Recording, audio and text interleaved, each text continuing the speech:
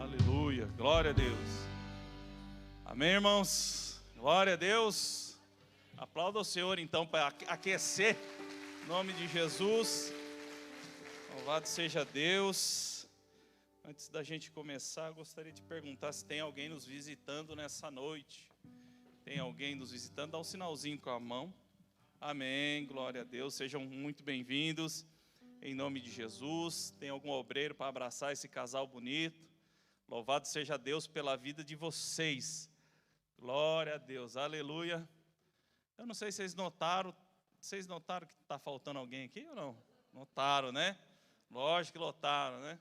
Tem que notar, né, gente?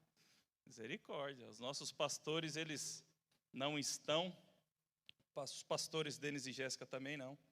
Eles foram viajar em família, pegaram uns diazinhos aí para descansar, aproveitar a férias dos netos, né? Coisa boa. Eu quero chegar nessa fase, em nome de Jesus, aproveitar com os netinhos, né? Bom, né, pastor? Gostoso, né? Louvado seja Deus. Então, eles estão aproveitando lá. É pouquinho tempo. Semana que vem, acho que terça-feira, eles já estão aí. Em nome de Jesus, orem por eles, para que realmente, né, eles aproveitem bastante. Amém, irmãos? Glória a Deus.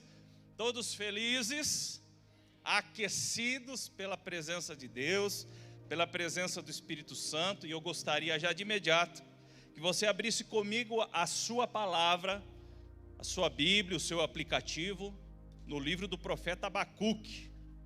Parece nome de biscoito, mas não é. É o nome do profeta.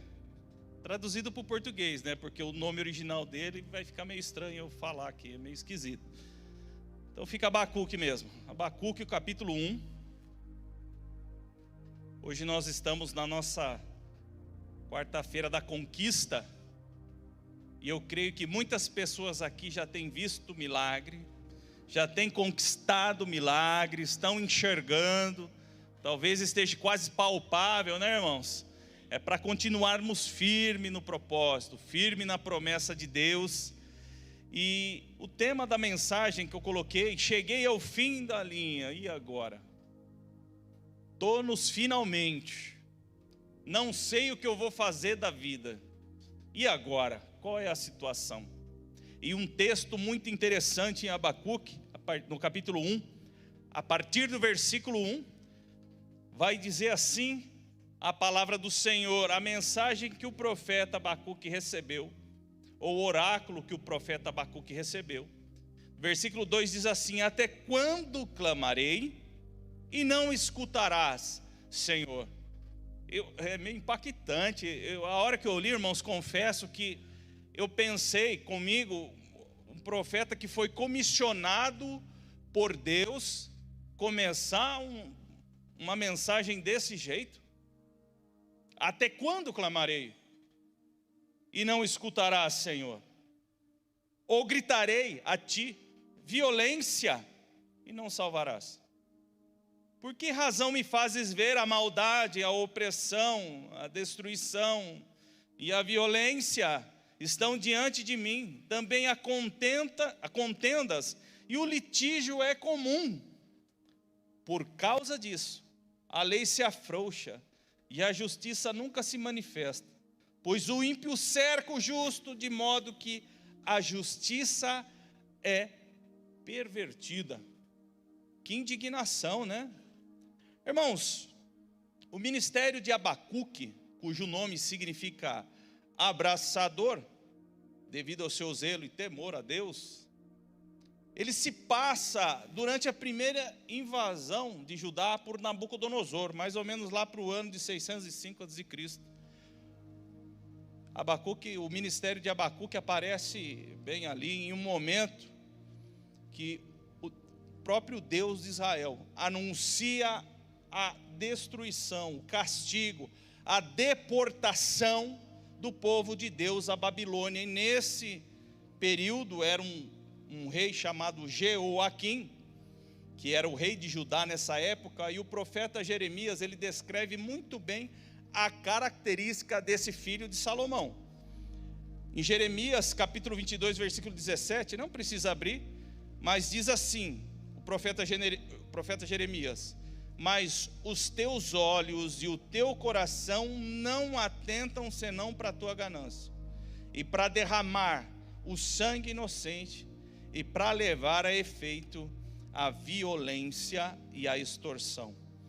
Quando eu li isso, confesso, só faltou citar nomes aqui, né? Parece que é nos nossos dias. Parece que é o que a gente vê na TV quando a gente liga, ou quando a gente acessa o aplicativo de notícia no celular. É impressionante como o movimento, aquilo que estava acontecendo naquele tempo, tem acontecido nos nossos dias. Mas o que me chama a atenção, o que esse profeta declara aqui no versículo 2, é: até quando? Até quando, Senhor? As perguntas de Abacuque no livro dele são muito recorrentes. Ele faz várias perguntas a Deus, mas não é um interrogatório. Perceba, irmãos, que não é um interrogatório. Ele apenas está perguntando: Senhor, até quando?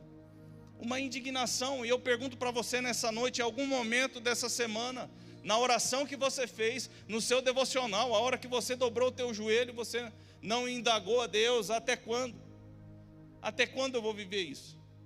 Até quando eu vou enfrentar isso?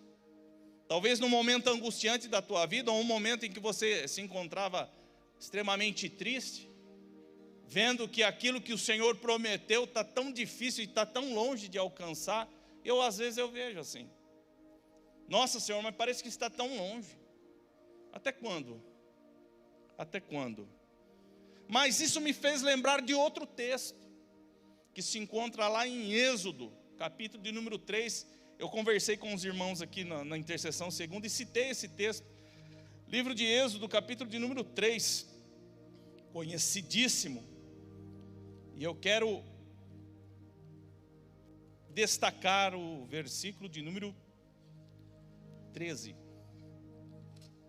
3:13.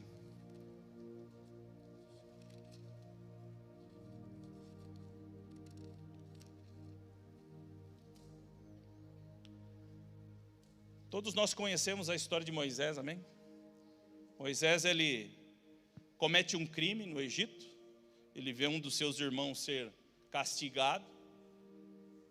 Então ele pega aquele que estava castigando o teu irmão da mesma tribo, e assassina esse egípcio e foge, temendo as represálias, né? Ele foge para Midian, e ali ele encontra com o sacerdote e com a família, encontra a esposa, se casa, e ele estava apacentando o rebanho do teu sogro, lá na encosta do Monte Horebe, e ele, de repente, do nada, lá é muito comum, irmãos, naquele lugar é muito comum, essa planta, que por ser no deserto, extremamente seca, e normalmente elas recebem essa combustão espontânea. Isso não é novidade lá. A novidade era que a sarça estava pegando fogo, só que ela não se consumia, mostrando que o nosso Deus, ele é autossuficiente. Ele não precisa de absolutamente nada para fazer nada. Ele não depende de nada, ele não depende de mim, ele não depende de você. Quando ele quer fazer, ele faz. E é isso que Moisés se depara: uma sarça em chamas não se consumindo. E ao ver aquilo, ele ouve, no versículo 13, capítulo 3, versículo 13, então Moisés, né, ele tem um diálogo com Deus, e ele disse a Deus: quando eu for aos israelitas, depois desse comissionamento de Deus, né, quando eu for aos israelitas, e eles disseram: o Deus de vossos pais me enviou a vós, e eles me perguntarem qual é o nome dele, o que lhe direi? E Deus se revela a Moisés.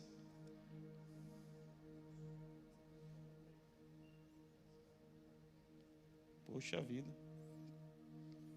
Amém. Essas coisas acontecem. E disse Deus ainda a Moisés: assim dirás aos israelitas. Opa, pulei o 14, né? Deus disse a Moisés: eu sou o que sou, assim responderá aos israelitas. eu sou, o eu sou me enviou a vós. O eu sou me enviou a vós. Eu comentei com os irmãos aqui na segunda-feira que o verbo aqui ele está conjugado no presente, o verbo ser. E ele no original ele está conjugado no futuro. Então, se você ler na literalidade do texto, você vai ler: eu serei o que serei. Então, isso mostra o nome de Deus e o seu compromisso com a aliança com o teu povo. Eu serei o que serei. Mas como assim eu serei? Eu serei no que for necessário. Abacuque: eu serei Deus no que for necessário, seja qual for a situação, eu serei o Deus de Israel e mudarei o que for preciso mudar. Foi o que ele fez ali no Egito, ele fez o que era preciso fazer. Só que nós nos deparamos com diversos textos que nós vemos as maravilhas que Deus pode fazer com aqueles que creem, com aqueles que obedecem. Só que mesmo assim nós tememos. E é tão interessante quando é pronunciado isso, quando Moisés chega para Faraó e diz o nome dele, o eu sou me enviou. Tem uma tradição rabínica que fala que quando ele falou, ele pronunciou isso, Faraó caiu do trono. Faraó caiu do trono. E ele manda os magos procurar. Uma tradição judaica, não está na Bíblia. E ele manda os sábios ver quem é esse Deus. E eles vão lá nos catálogos dos deuses e procuram no pantaleão egípcio e procuram e não encontram. E aí eu falo para vocês nessa noite: por que procurais entre os mortos aquele que vive? E nós nos deparamos nisso, irmãos. A circunstância, quando Deus nos coloca numa posição para que a gente possa, para que a gente veja, para que a gente conquiste, vem situações que vão te desanimar, que vão balançar você. Isso vai acontecer, meu irmão. Se nós pararmos para lembrar de alguns textos, por exemplo, a carta de Paulo aos Efésios, lá no capítulo 6, a partir do versículo 10, que vai falar sobre a armadura, é conhecidíssimo. Ele fala ali sobre a couraça da justiça. A couraça não é a armadura, a couraça vai por debaixo da armadura, né? É uma espécie de colete de couro para que a própria armadura não machuque o soldado. E quando a flecha vir naquela armadura, ela pode até perfurar, mas a couraça não deixa ferir gravemente os órgãos principais, que é em torno do nosso tórax. Só que a flecha vai atingir. Só que a flecha vai te machucar, porém ela não vai te matar em nome de Jesus, porque a couraça está conosco, está em nós, revestidos da couraça da justiça, justificados pelo sangue de Jesus. E é muito interessante que Paulo escreve tudo isso, que nos coloca, nos dá essa impulsão de fé, ele estando preso. Ele era embaixador, ele diz no final do capítulo 6 que ele é um embaixador em cadeias. É o embaixador que está preso por pregar a palavra de Deus. Mas continuando aqui, meus irmãos, você ainda, diante de tudo isso que eu estou dizendo, você pode até dizer para você mesmo: porque não é com você. Você ainda pode duvidar do poder desse Deus. Você pode duvidar. Só que com essa dúvida eu lembro de outro texto. Porque a dúvida ela pode bloquear, ela pode parar o teu sonho, o teu projeto. Aquele projeto que você está aí planejando ele, entregando para Deus, né? Essa conquista que você tanto almeja, né? Que você dobra o teu joelho todo dia de manhã e ergue as tuas mãos: Senhor, é teu, está nas tuas mãos, confirma, se for sim ou se for não. E não tem como falar de sonho sem lembrar de José. É difícil a gente falar de sonho e não lembrar desse homem, desse personagem, desse grande exemplo que nos impulsiona a ter mais fé no Senhor. E é interessante que no capítulo 37 de Gênesis vai dizer, não precisa abrir, mas que Jacó, o pai de José, vocês lembram do texto? Ele faz uma túnica para José. Lembra, pastor? Ele faz uma túnica colorida. Algumas versões vão dizer túnica talar, né? O Samuel brinca com a minha esposa, ela tem uma blusa tudo colorida, ela fala que é a túnica de José, né, Samuel? Colorido. Mas eu pergunto para vocês nessa noite, irmãos, você já pensou o teu pai fazendo uma roupa para você? Que habilidade que o teu pai tem de fazer uma roupa? Você está com o teu pai aí, pergunta para ele. Que habilidade que você tem, pai, de tricotar? Você sabe fazer tricô? Já pensou que coisa linda que não saiu essa túnica? Mas o problema é que não estava no jeito, se era bonito, se era feio, mas estava porque o pai fez para ele. O pai entregou para ele, o pai fez. Talvez você, entre vários irmãos, você tenha ganhado algo do teu pai. Não é nada de valor, mas talvez algo que lembre dele.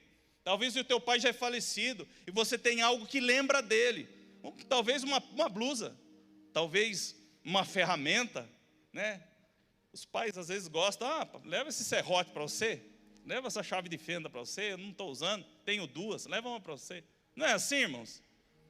E às vezes a gente tem uma estima com aquilo, porque era do meu pai. Eu guardo, eu sei de uma pessoa que o pai deixou um garfo para ele. E o pai já é falecido, tem 20 anos. E ele come com esse garfo, e é dele. E os filhos estão esperando ele morrer. A hora que você morrer, é meu esse garfo, hein? De tanta estima. Você imagina José. E os irmãos, obviamente, tiveram inveja dele. Tiveram inveja e tomaram a túnica dele.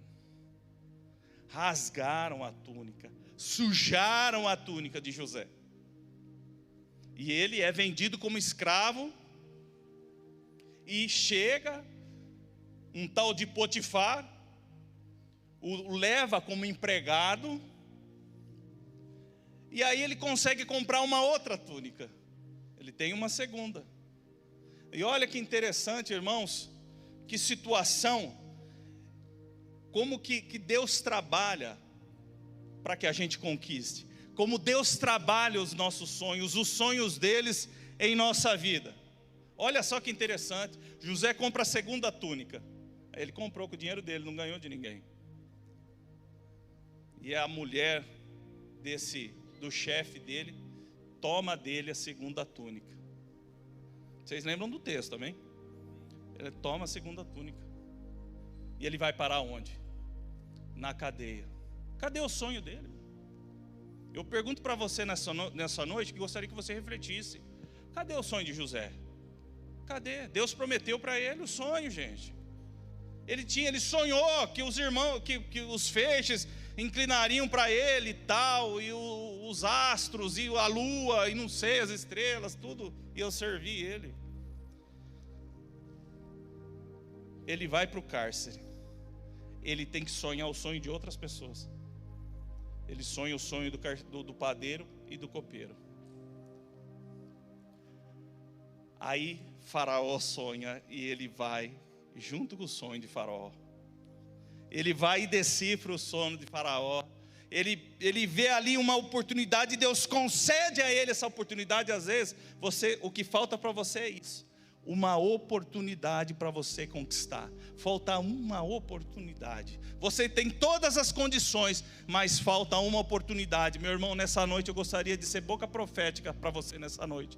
Deus vai ceder essa oportunidade sobre a sua vida em um nome de Jesus. Eu creio isso porque vai acontecer comigo em nome de Jesus, porque aquele que prometeu é fiel, porque a condição é Ele que está colocando, irmão, é Ele que está concedendo. Louvado seja Deus, é Ele que está proporcionando isso.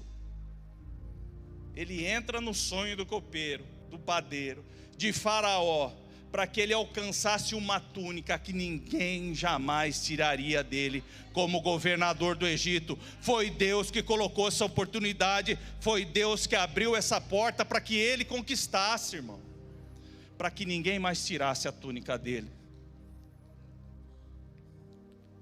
E o sonho de José, ele traz a família dele para o Egito, tira a família da fome. Tira a família da fome. E Abacuque, voltando no texto, irmãos, depois de toda aquela situação, que ele achou que talvez Deus estivesse esquecido do teu povo, Deus estivesse longe dele, apesar de toda oração, de toda súplica. Olha só, volta lá comigo em Abacuque, lá no capítulo de número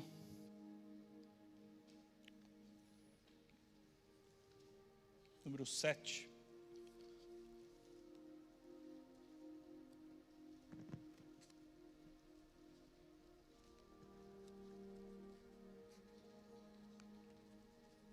É o 7? Será que eu... Abacuque... Oh, o meu Abacuque fugiu de mim. Abacuque 3, irmãos. Estou viajando. Igual o pastor lá, estou viajando.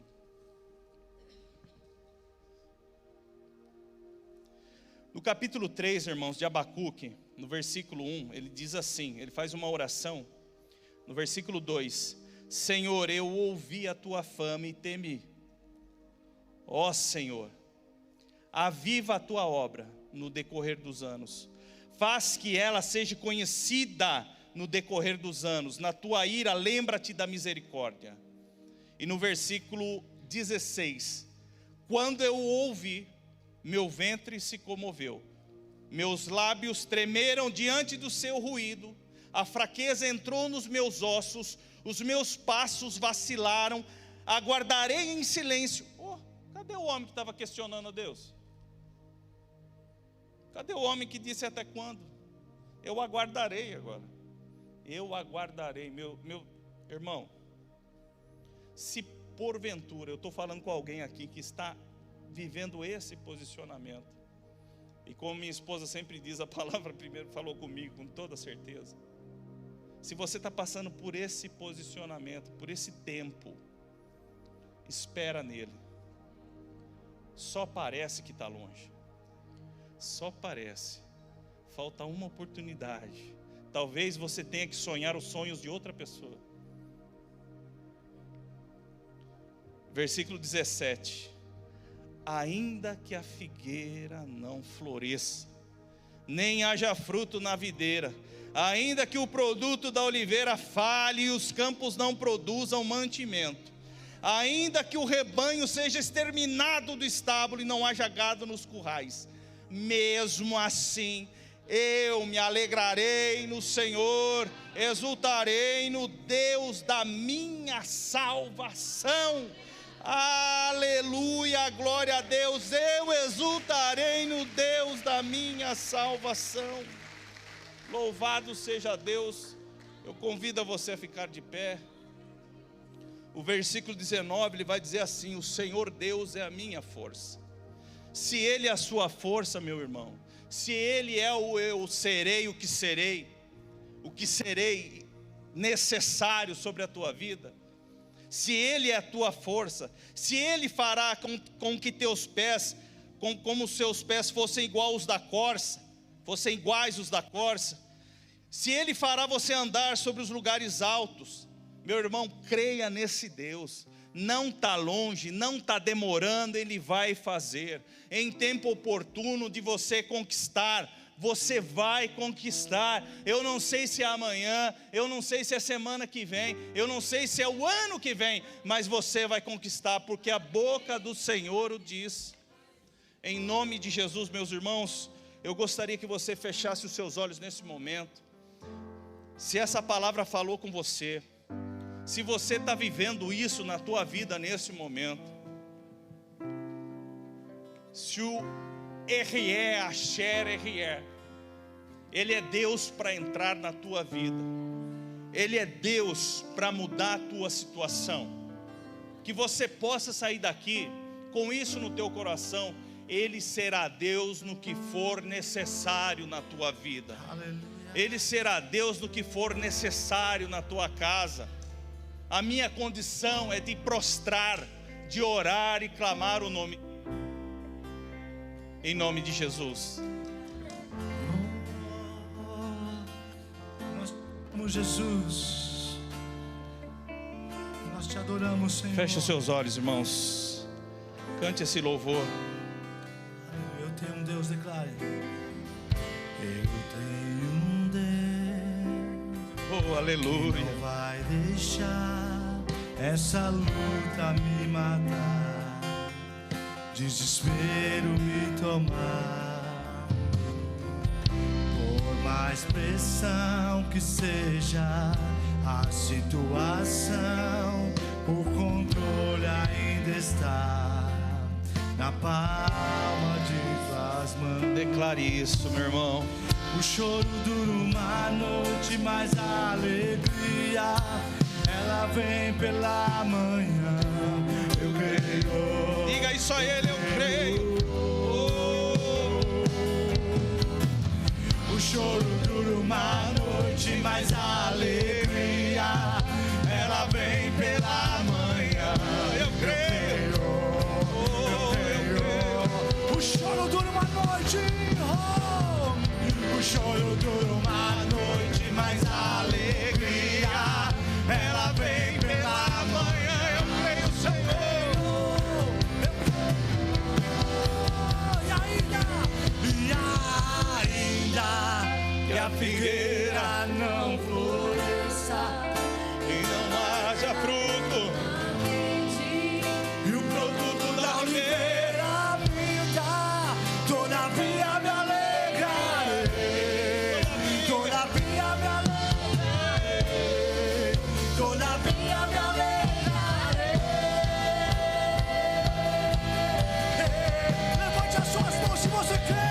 E ainda que a figueira não floresça e não haja fruto na vide, e o produto da oliveira me dá, todavia me alegrarei, todavia me alegrarei. diga isso a Ele, meu irmão. Todavia me alegrarei. Eu me alegrarei. E ainda que a figueira não floresça e não haja fruto na vide, e o Produto da oliveira, todavia, todavia me alegrarei, todavia me alegrarei, todavia me alegrarei. só a igreja declara ainda que a figueira, meu Deus, meu irmão, todavia me alegrarei. Aleluia, Senhor. Faz em nós, Senhor. Faz em nós. Nos conduza, Senhor. Mostre à tua igreja, Pai, qual é a tua vontade, Senhor.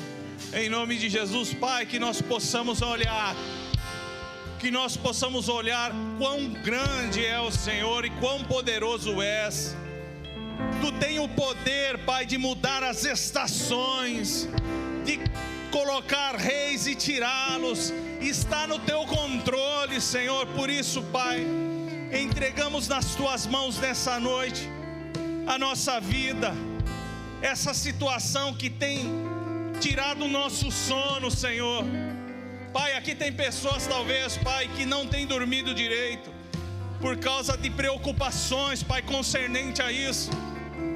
Mas hoje, em nome de Jesus, elas dormirão, porque elas perceberão e entenderão quão grande é o Senhor e quão poderoso és. Que o Senhor pode cuidar, pode mudar, pode fazer a qualquer momento.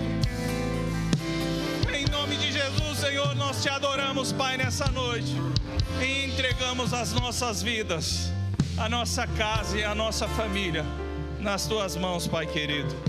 Em nome de Jesus, você que crê, aplauda Ele com alegria, com toda intensidade. Aleluia, Pai. Santo é o teu nome, Senhor. Louvado seja Deus. Irmãos, só lembrando que sexta-feira tem Docmos, amém? É Docmos e o que é a mesma? Docmos e com os pais, amém? Então você que está aí que é Docmos, você tem que trazer teu pai sexta-feira e tua mãe, viu? Só para te lembrar aí, amém? Sábado tem atitude, meus irmãos. Tem discipulado, né? Discipulado, atitude. Domingo de manhã, às 9 horas da manhã, tem estudo bíblico. Se você não sabe, tá? É com esse que vos fala. Às 9 da manhã. E o culto da família às 10 e às 19.